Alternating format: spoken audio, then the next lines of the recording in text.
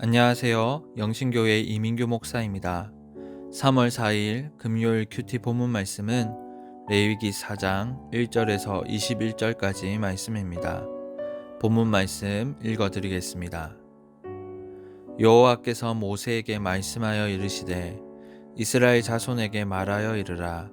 누구든지 여호와의 계명 중 하나라도 그릇 범하였으되 만일 기름 부음을 받은 제사장이 범죄하여 백성의 허물이 되었으면 그가 범한 죄로 말미암아 흠없는 숫송아지로 속죄 제물을 삼아 여호와께 드릴지니 그 수송아지를 회막문 여호와 앞으로 끌어다가 그 수송아지의 머리에 안수하고 그것을 여호와 앞에서 잡을 것이요 기름 부음을 받은 제사장은 그 수송아지의 피를 가지고 회막에 들어가서 그 제사장이 손가락에 그 피를 찍어 여호와 앞 곧 성소의 휘장 앞에 7번 뿌릴 것이며 제사장은 또 그 피를 여호와 앞 곧 회막 안 향단 뿔들에 바르고 그 송아지의 피 전부를 회막문 앞 번제단 밑에 쏟을 것이며 또 그 속죄 제물이 된 숫송아지의 모든 기름을 떼어낼지니 곧 내장에 덮인 기름과 내장에 붙은 모든 기름과 두 콩팥과 그 위의 기름 곧 허리 쪽에 있는 것과 간에 덮인 거풀을 콩팥과 함께 떼어내되 화목제 제물의 소액에서 떼어냄 같이 할 것이요 제사장은 그것을 번제단 위에서 불사를 것이며 그 숫송아지의 가죽과 그 모든 고기와 그것의 머리와 정강이와 내장과 똥 곧 그 송아지의 전체를 진영 바깥 재버리는 곳인 정결한 곳으로 가져다가 불로 나무 위에서 사르되 곧 재버리는 곳에서 불사를 지니라.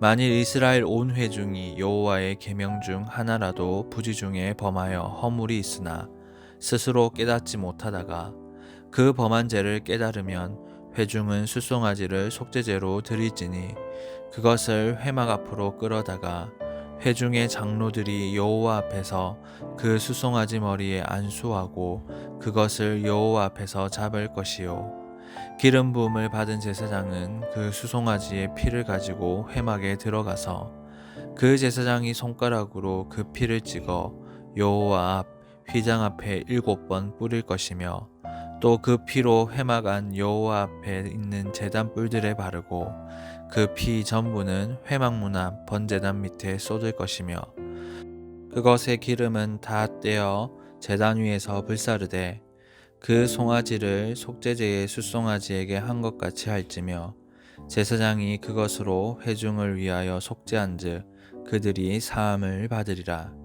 그는 그 숫송아지를 진영 밖으로 가져다가 첫 번 숫송아지를 사름같이 불사를지니 이는 회중의 속죄제니라. 아멘. 함께 읽은 말씀으로 큐티 묵상 나누도록 하겠습니다. 레위기 4장은 속죄제에 관한 규정을 기록합니다. 속죄제는 앞서 기록된 제사와 달리 이스라엘 백성이 부지 중에 지은 죄의 문제를 해결하는 제사입니다. 속죄제라는 명칭에서 알 수 있듯이 죄를 속하다, 죄의 값을 지불하다 라는 의미이지만 속죄제는 정결케 하는 정결제에 훨씬 더 가깝습니다. 그 이유 중에 하나가 나중에 살펴볼 속죄제를 드려야 하는 경우 때문인데요. 속죄제는 본의 아니게 죄를 지은 사람뿐만 아니라 아이를 낳은 산모, 나실인 서약을 하는 사람, 새로운 제단을 만들어 하나님께 헌당할 때도 드리는 제사입니다. 즉 속죄의 의미도 있지만 정결의 의미도 강한 것이 바로 속죄제이죠. 그리고 오늘 본문에서 제물의 피를 사람에게 뿌리는 것이 아니라 번제단 밑에 쏟는 것도 속죄제보다는 정결제의 의미를 강하게 보여줍니다.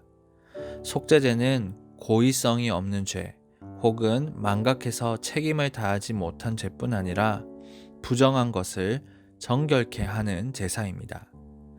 속죄제를 통해 우리가 알 수 있는 것은 하나님께서 우리가 정결하게 살기를 원하신다는 것입니다.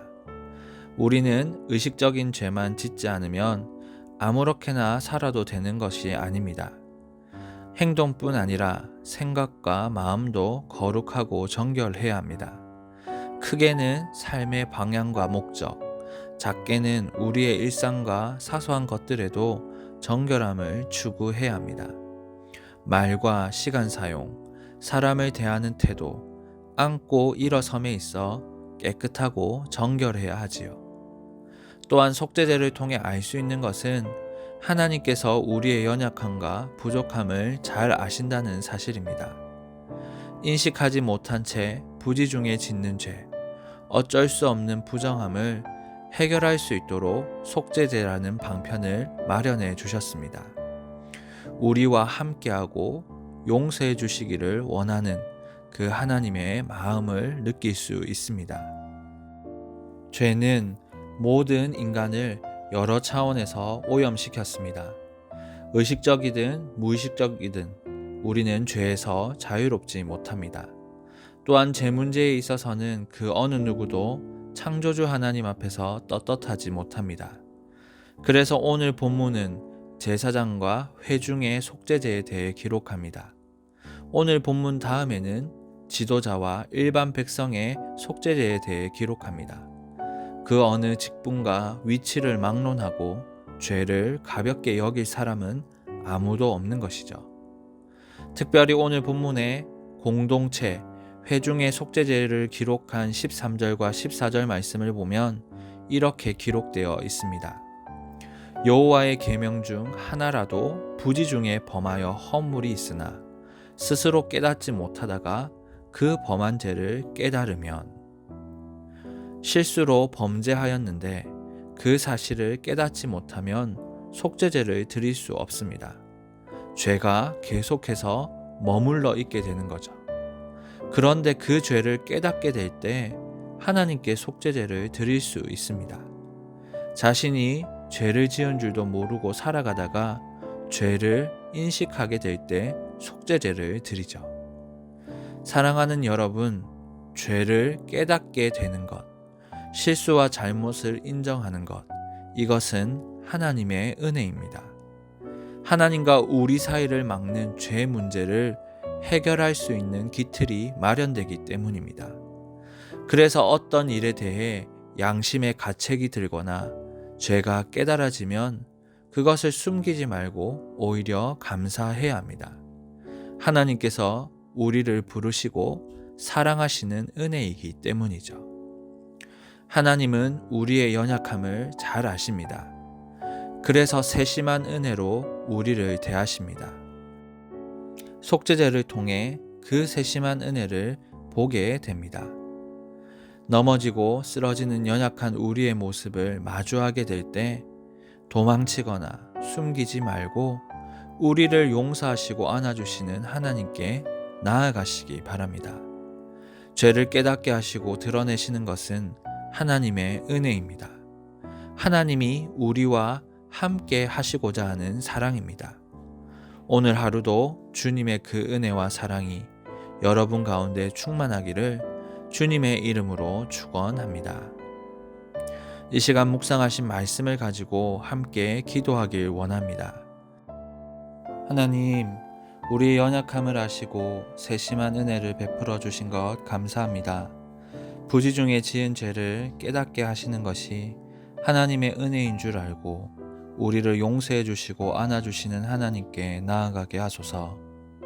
거룩과 정결이 부담이 아니라 하나님과 함께하는 기쁨인 것을 기억하며 일상과 사소한 모든 것에 정결케 하옵소서.